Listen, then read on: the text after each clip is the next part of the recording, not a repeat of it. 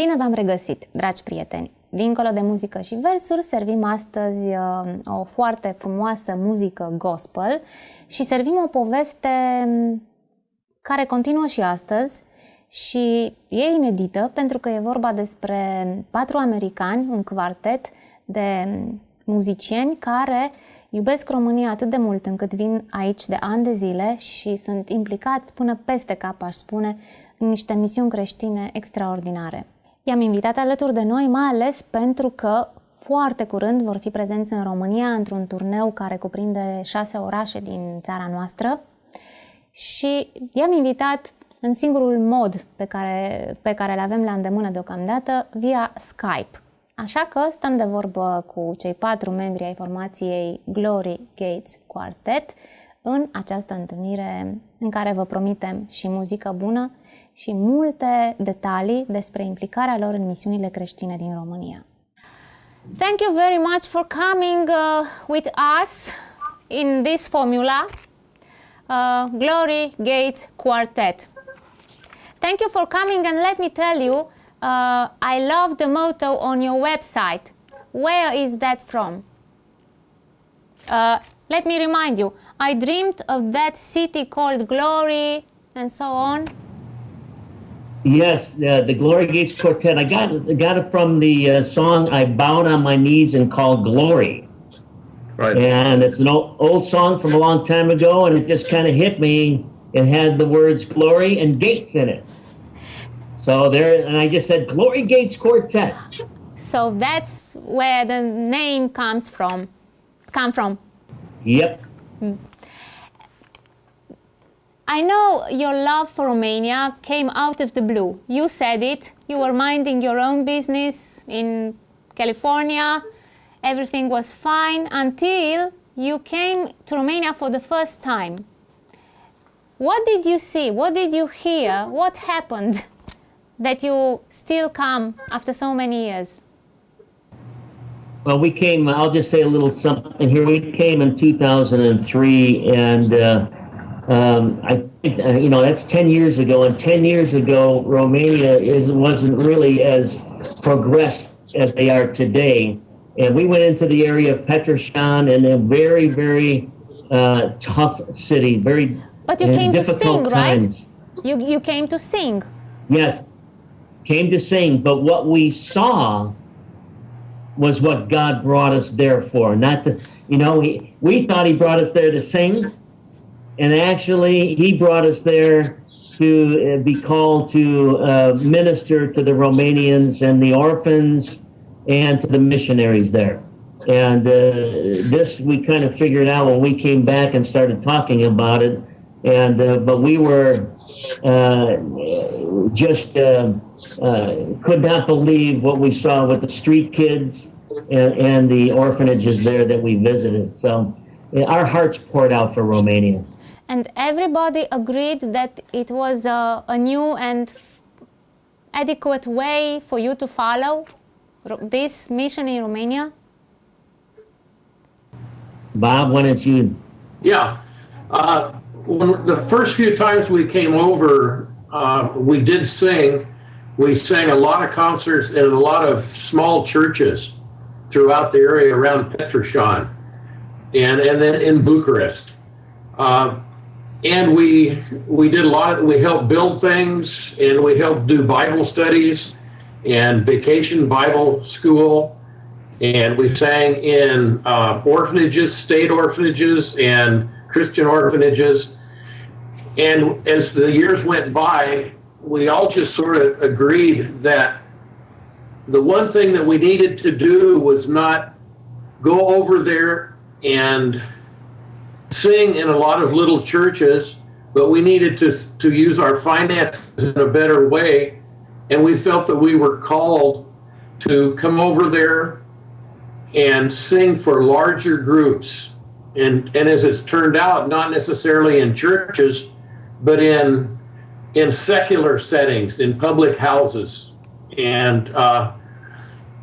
it's turned out that we feel that we've been called to come over there and use our music to attract people to come listen to the gospel, the word of God.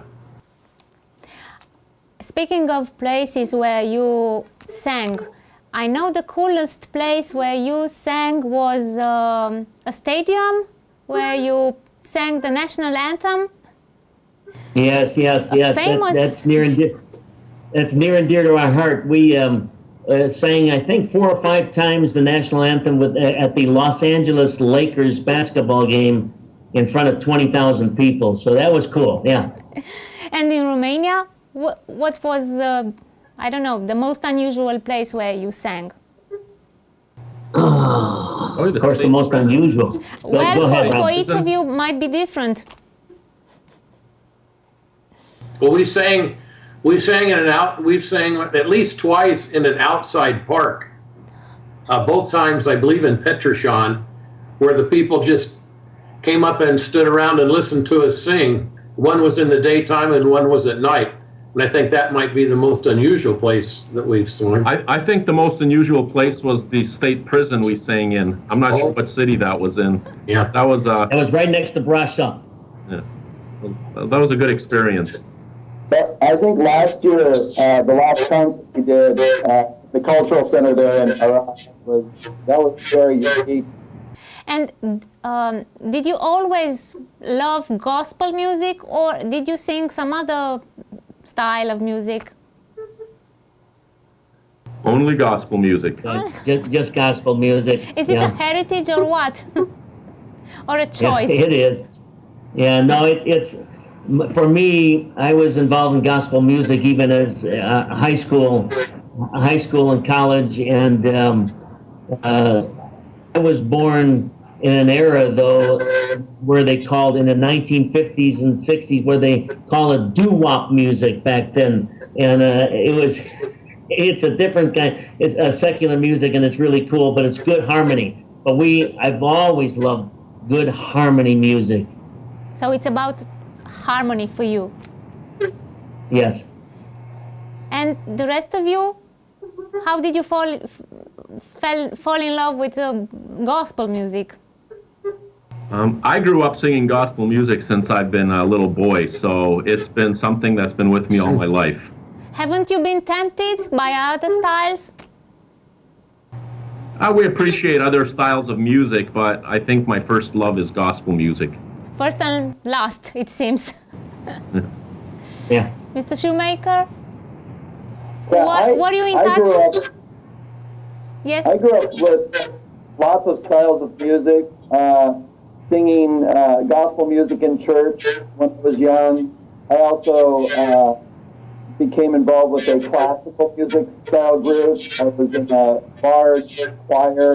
I've done a lot of choral music in my over the years. So I'm kind of a lot of mix. I've been involved with choirs for over 10 years now and singing the gospel music, and I really enjoy that. Mr. Jones? I've always sung. I've sung I start off singing in church choirs and things like that. What I do probably that's different than the other three guys is I sing, and I have for about 20 years, I sing a style of music called barbershop. I don't know if you're familiar with that, barbershop quartet. It's 4 men. It's a very old style of a cappella music without instruments. And I really like that. It's just really, it's neat music. It's kind of outdated now, but it's a nice style of music. But it still involves, for me, it's the best of both worlds. I get to sing and sing harmony, and add to that, I'm not just singing songs, fun songs. I'm singing the gospel.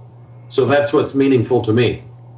Well, it's very interesting. Your case is very interesting because I don't know how I should describe you better. Social activists or singers, musicians, because you do so many missions and on heavy fronts in Romania that I don't know what you are actually. Well, you know what? Yeah, that's an interesting statement because what we do is we may be singing, coming over there for the concert tour and singing in concerts, but the rest of the year, we're actually doing our social things over in Romania too. Like you say, and that's what keeps us busy all year round with Romania. So I don't know how you would, guys, what do you think? I mean, I don't know how you would say it. How do you We consider basically yourself? we say that when we're not in Romania, Rich sets up as many concerts as he can around our area where we live, and we sing either for a fee, we're paid to sing to our ministry, or we take a love offering, and we have CDs that we've produced with all of our music that we sell. And all of those proceeds, I think a lot of quartets raise their funds and they use that money to continue singing and traveling and singing. And I think we're unique in that we use every penny that we get for our Romanian ministry, whether it's getting the equipment, the audio equipment we need, whether it's traveling to Romania, whether it's paying for our housing over there and our travels and gas and meals. Every penny we raise over here, and the people know that when we sing, every penny we raise goes towards the ministry in Romania. And I think, Richie, you guys might agree that our vision has sort of changed. We began more in terms of going over there and working in orphanages, singing in small churches, painting, building things, and that. And I think it's evolved, and we all agreed we wanted it to evolve into a ministry where we went over there, we sang in large settings where Christians could invite their friends and non-believers and come listen to us sing with Romanian groups that we love to sing with, and spread the word of God in that way. So that's the thrust, that's the focus, guys. Would you agree? That's the focus. Oh, yeah. Of our ministry now. Absolutely. And I think one of the things we've realized is that needy people exist throughout the world, but the greatest need that people have is the gospel.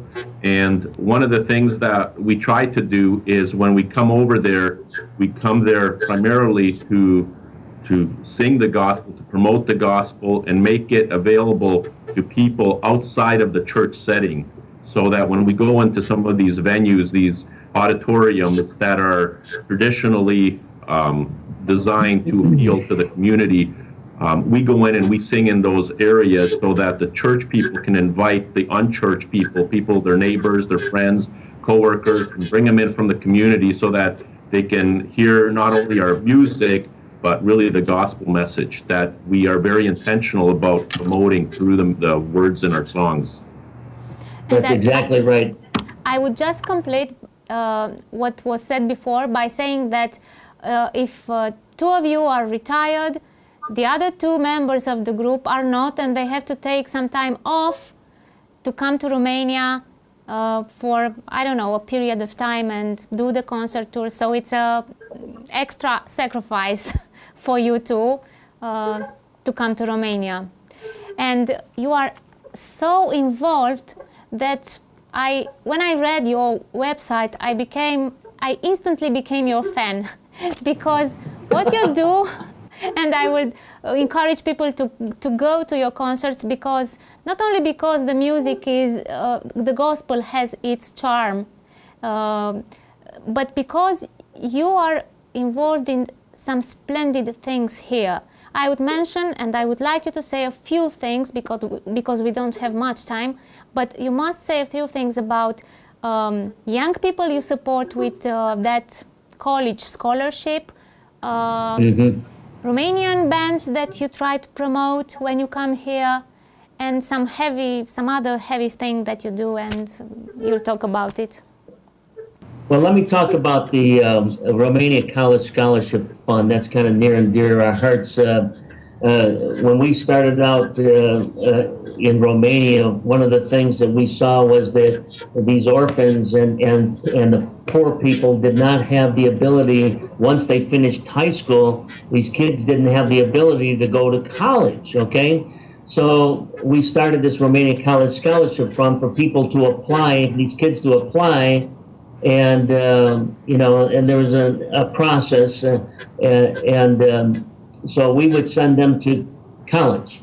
What happened is, for example, one of them, when we sent to Bucharest to a Bible college there, we brought here to visit, and that was in 2004, and lo and behold, we sent her through college here, and she graduated in 2009 from a university in California, and now she's married to a person here, and now she's pregnant, but she's doing fantastic. We also sent a gal through medical school in Cluj, where you are there, and she went for 6 years. We supported her, and she finished, and now she's a surgical nurse in Germany and married. So these are just examples of what was on our heart and how we've helped some of these Romanian But orphans. you should also encourage them to stay in Romania, because that girl is in Germany and you took one more to America. So please take care. Okay, all right. Let me say that there are others that are still there in Romania, Okay. though. That we I'm know. cool now. Okay. Well, I think that Rich, we'll leave Tim and Rob there to make up for it. Yeah. Thank you very much. We are okay with that. Okay. Okay. Oh my. But you asked about how we're able to balance doing what we're doing and still working. God has really blessed us in that respect. I work for myself, so I'm my own boss, so I can have a little more freedom. And I also have a family at home, so I try to balance my obligations to church and ministry, to work and family. And I think God's blessed that when we try to keep balance in our life and try to give Him the time and our resources, and He blesses us so that we can continue to serve Him by blessing us with some of these other things that He promised us. Seek first the kingdom of God, and all these other things shall be added to you. And Tim, I don't know how you manage that.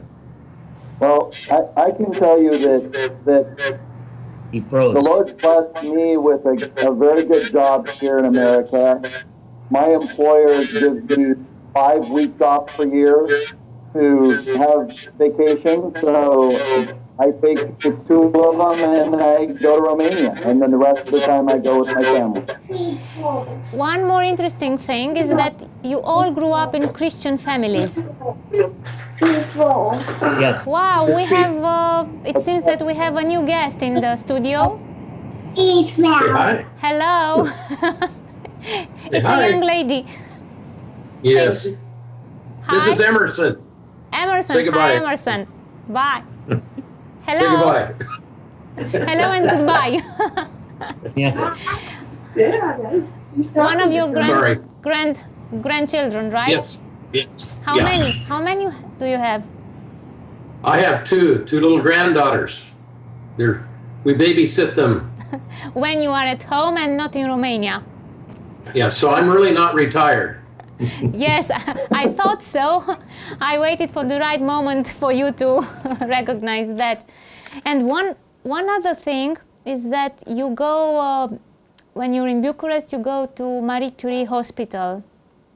How did you get there? And yeah, how did you get there, first of all, and then we'll see some other aspects. Yeah, we started that through a couple of people that we knew in Bucharest, Christy Tokac, who helps us with the translating and helps us in coordinating our logistics there in Romania. He introduced us to a lady who worked with these kids with leukemia. And so every time we would go over there, we would go see them. So it was really being introduced to them through people that we know in Bucharest. How was it for the first time, when you sang for the first time in that place? Was it hard for you to Yes, yes, it was, it was very hard. And you know, what's really neat, let me just say this one thing. In 2004, I believe it was, 2004 or 2007, the wives came and went and visited they traveled with us and came and visited the kids with leukemia too. They made these little booties, knitted some booties and hats, caps for these kids. But our wives got to see this too, and it really breaks our heart to go over there, because when we go over there the next year, a lot of those kids aren't there anymore, and it really touches our heart. So yeah, it's tough. It's very difficult. How do you get the power to sing about glory gates when you are in front of these tough realities that you see oftentimes in Romania? Guys? Help, right? Like Rob said, one of the most interesting places we sang over there was in a prison. It was a men's prison and women's group. They all got together. There was maybe 100 guys, maybe 100 people. Yep. And they had never had anybody come in and entertain and sing for these people. And and then singing in one of the state-run orphanages, just a little bit north, I think, of I can't remember the name, but Orskia. Yeah, you've got probably 100 kids in like a cafeteria, and we're just singing, you know, a cappella without music or anything. We're just singing songs that we knew, you know, "Do Lord" and "This Little Light of Mine," and they're just having a great time. And we brought all kinds of things that people had donated, soccer balls and, oh gosh, guys, just all kinds of things.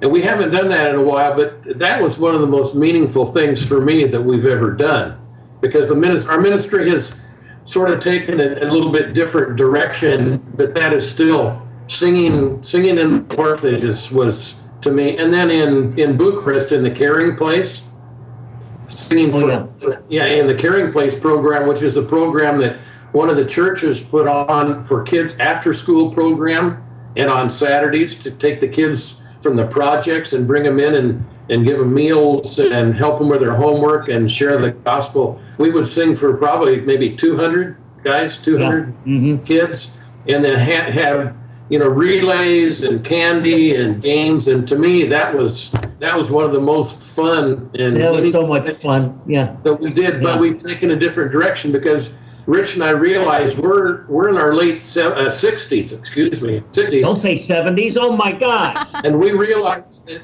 we only have a limited number of years left, and probably the best thing we could do is, along with Rob and Tim, is sing the gospel for as many people as we can before we can't sing. Yeah, Anka, our power really, when we get over, it really comes from God. There's no other way to say it. We receive the power from God and the strength from God to be doing this, because it's in our concert tours, it's pretty difficult. It's a grueling trip where we have to travel a lot. Our voices, we'll be singing 6 concerts in 10 days or whatever, 11 days. And so really the power comes from God. It's not from us, that's for sure. We have a lot of people praying for us. Aha, so that's your hidden team. That's right. Well, now it's your moment to tell our friends what to expect from all these concerts. In a few words. Okay, let me just say that we're not coming to entertain Christians, okay? We're coming there to spread the gospel of Jesus Christ through our singing, through our speaking, and we want to be used by the churches in each city, okay? And so that they can use us as an outreach and invite the unsaved, the non-Christians, to our concerts. It's an evangelistic concert, okay? There will be an invitation to receive Christ as their personal Savior. So this is basically what I want to tell people, is invite as many of the unsaved as you possibly can. And not only that, it's going to be a fun, exciting evening. We want to show everybody that Christians can have fun. Thank you. I'm cooking over there. Sorry? I thought she was asking. I'm coming over there for all those things that Rich talked about, but actually for the food. Yes. They have the best sarmale. Yes. Sarma. Okay, so they are waiting for you. We are waiting for you, and go well. And we are looking forward to meeting you here in every city that you have mentioned. Thank you, Anka. We're looking forward to coming. Thank you very much for having us. It was our pleasure. Thank you and goodbye. Thank you. Thank you. Bye-bye. Bye-bye. Bye.